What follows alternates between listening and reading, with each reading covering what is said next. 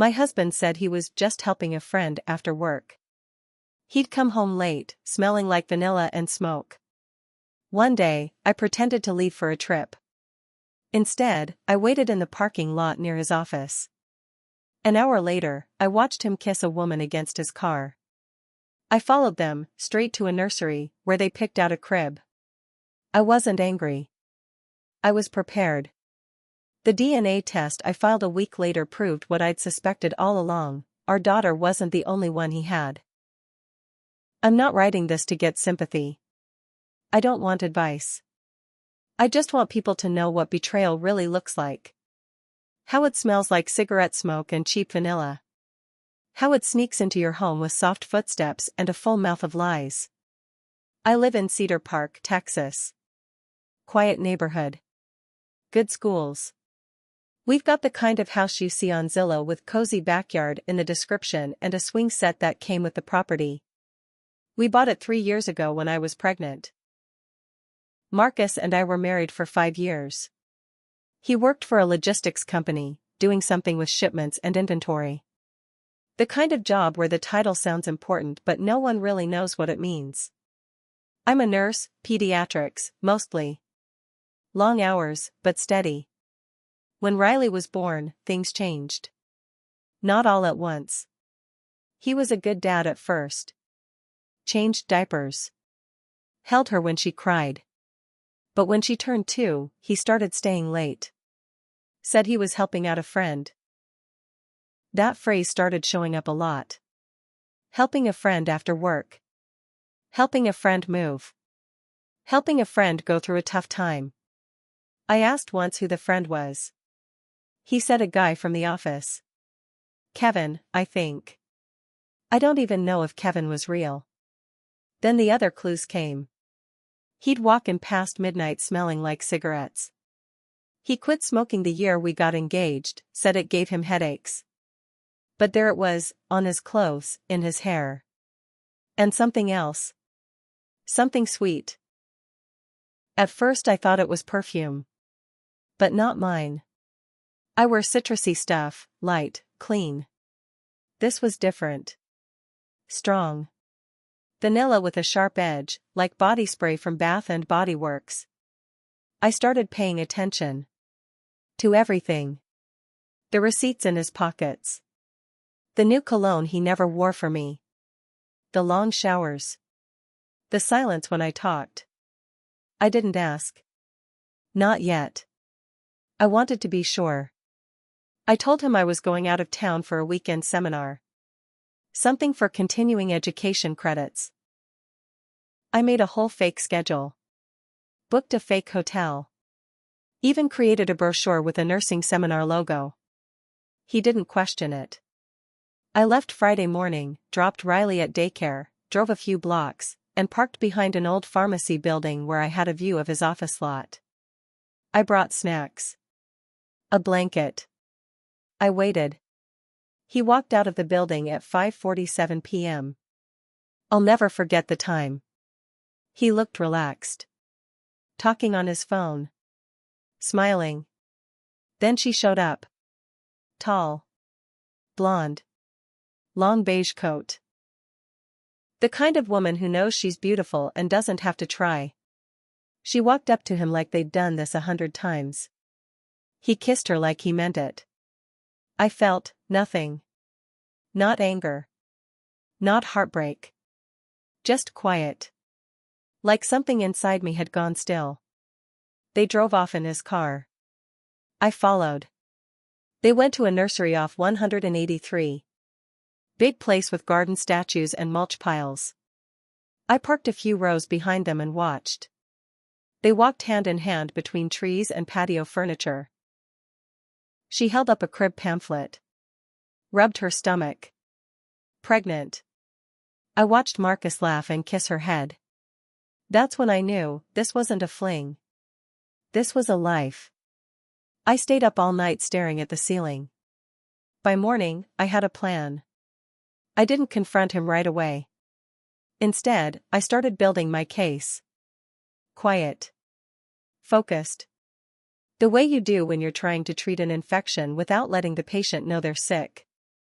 First, I got a prepaid phone. Made sure nothing I did could be traced to me. I didn't want Marcus catching on before I was ready. Next, I called a private investigator. Her name was Dana. She was in her 50s, retired sheriff's deputy out of Temple. Tough voice, zero patience. I liked her immediately.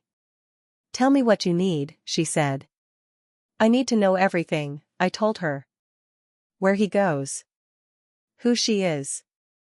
How long this has been going on." She got to work. While she followed him, I played the good wife. I cooked. I laughed when he told bad jokes. I let him kiss me goodnight with that same mouth he used to lie. It made me sick. But I smiled through it. 2 weeks later, Dana sent me a flash drive. I opened the files in Riley's room while she was at daycare. Photos. Videos. A receipt for a lease signed by Marcus James Cartwright and Alyssa Palmer. A maternity store invoice. Dinner receipts. Prenatal appointment schedules from a clinic in Pflugerville. He wasn't just cheating. He was living a second life. I stared at one picture for almost an hour. It was them at a restaurant, some chain place with fake wood tables. Alyssa's hand on her belly. Marcus's hand on hers. That same hand used to rub my back when I was in labor. I felt my fingers go numb. The next thing I did was call a lawyer. A quiet, sharp woman named Eileen Blackstone. She didn't gasp or blink when I showed her the files. "Do you want full custody?" she asked. "Yes." "Are you planning to confront him?" "Not until I have every card in my hand." She nodded. "Good. That's how we win." I filed for custody behind his back. Laid out all the evidence. I even got Riley's daycare teacher to write a statement, said Marcus was always too busy to pick her up, barely showed up to parent events. Then I filed the paperwork for a second DNA test, one I could use in court. I already knew Riley was his. But I wanted it legally recorded. On file. Black and white. Then came the twist I didn't expect. Dana called me one morning sounding nervous. "You need to come down to my office," she said. "There's something you should see." I drove straight there. She pulled up a video on her computer. It was Alyssa. The other woman. In her car, talking on the phone. Dana had a small dash cam set up near the parking lot of Alyssa's apartment. She was crying. "I don't know what to do, Mom," she said through sobs. "He said he was leaving her. He said the baby would have his name. But now he's not calling me back. He won't answer. He's still with her." My stomach dropped. So he wasn't just lying to me. He was lying to her, too. I asked Dana to dig deeper. Bank records. Texts. Anything. And then I saw the real betrayal. Marcus had taken money from our joint savings account, over $8,000, slowly, in bits. Transferred it into a private account. He used it to pay Alyssa's rent. Her ultrasound bills. Her groceries. That money was supposed to be for Riley's preschool tuition. He was funding his double life with my daughter's future. That was it. I wasn't going to just expose him. I was going to destroy him. I waited 3 more weeks. I didn't say a word to Marcus. I needed everything lined up. During that time, I kept pretending things were fine. I even planned Riley's birthday party, ordered cupcakes, rented a bounce house, invited his parents. His mom hugged me and said, "You're such a good mom. Marcus is lucky." I wanted to scream. Instead, I smiled and said, "Thanks, I try." Meanwhile, Dana found something else. Something worse. Marcus had told Alyssa he was divorced. Not in the process. Not we're separated. He told her he was already divorced. He had even given her a fake story about me, that I'd cheated, that he was raising Riley alone. Told her I abandoned him when Riley was a baby. That part hit the hardest. Because Alyssa wasn't just some manipulator. She actually thought she was building a future with him. A future based on a mountain of lies. But I wasn't doing this for her. I was doing it for Riley. For me. For every late night I spent wondering why I wasn't enough. For every time I blamed myself. So I made the next move. I called Alyssa. Used my burner phone. Blocked the number. Told her my name was Sarah and I was calling from Texas Family Health Insurance Services. Told her we had an issue with her prenatal paperwork and needed to confirm the father's information. She gave me Marcus's full name and date of birth without hesitation. He'd told her he was going to marry her. I hung up. Sat on the couch. And I laughed for the first time in weeks. Then I put the final piece in place. I sent an anonymous email to Marcus's boss. I didn't accuse him of cheating. That wasn't the point. I included photos of him using company time and vehicle to make personal trips. Grocery stops. Her appointments. Hotel visits. In his company car. That's when things began to unravel. He came home early on a Thursday. Slammed the front door. "You sent something to my job?" he asked, red-faced, hands shaking. I looked at him, calm as ever. "Why would I do that?" "They're investigating me," he snapped. "They said they got photos of me misusing a company car." I shrugged. "Must have been someone else." He paced the kitchen like a caged dog. "I swear, people are out to ruin me," he muttered. "I work my ass off and this is what I get." He looked at me like I was supposed to comfort him. Like I was supposed to forget about the woman carrying his second child. That night, while he was in the shower, I finished packing the documents for my lawyer. Custody paperwork. Bank records. Receipts. Photos. DNA test results. I put them in a folder labeled, "For the judge." And I placed it in the safe. But I wasn't done yet. Because Alyssa still thought he was going to be a father to her child. Still thought he was her future. She deserved to know. So I set up a meeting. Texted her from the burner phone. "This is about Marcus. I know everything. Meet me at the Round Rock Library. Tuesday.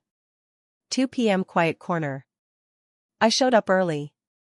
Sat near the back, where the windows face the trees. She walked in looking nervous.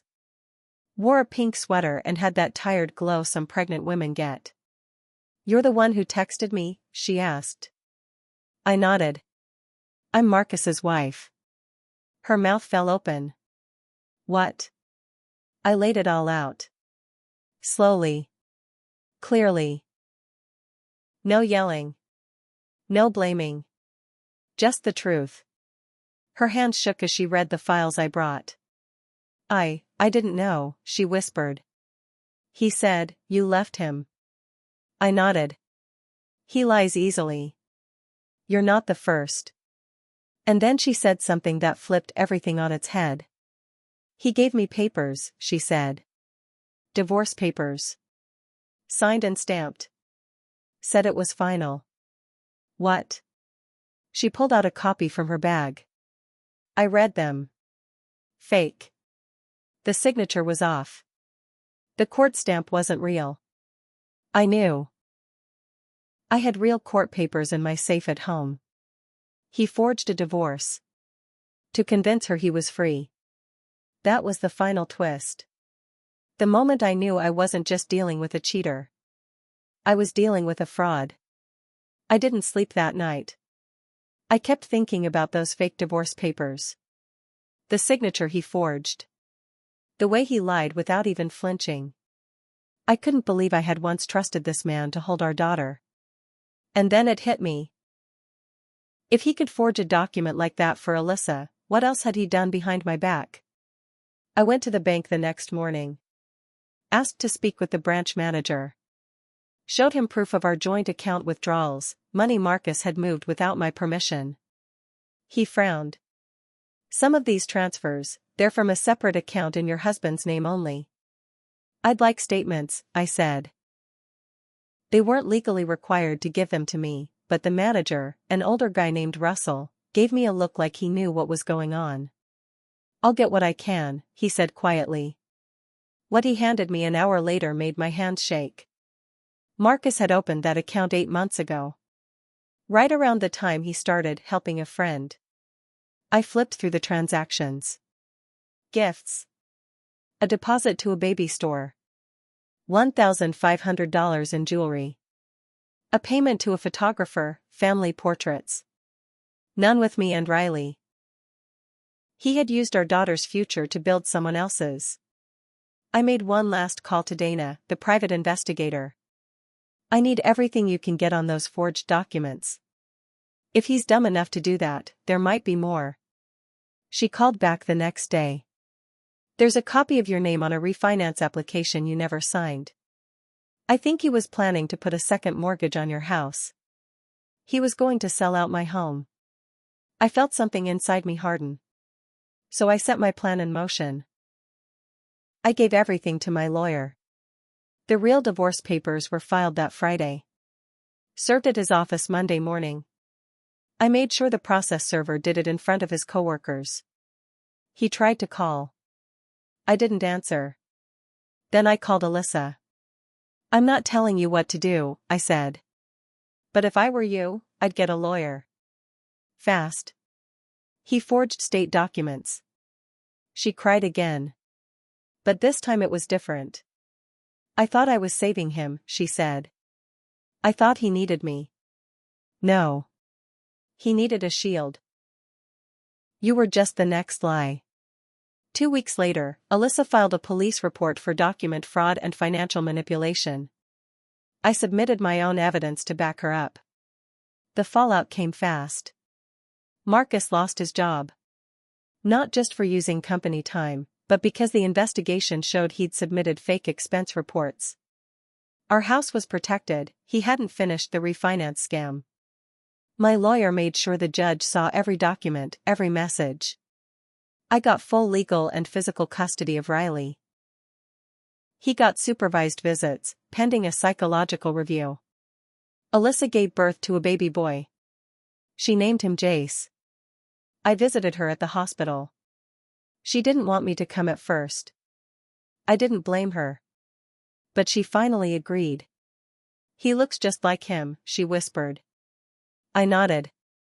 So does mine. We sat there for a long time. No small talk. Just quiet. Marcus still texts me sometimes. Stupid things. Can we talk, or I miss my daughter? He says he wants a second chance. He had 2 families and still wanted more. I don't reply. He thought he could lie forever. Thought he could split his life in 2 and keep both halves hidden. But he forgot something. I wasn't his cover story. I was his ending.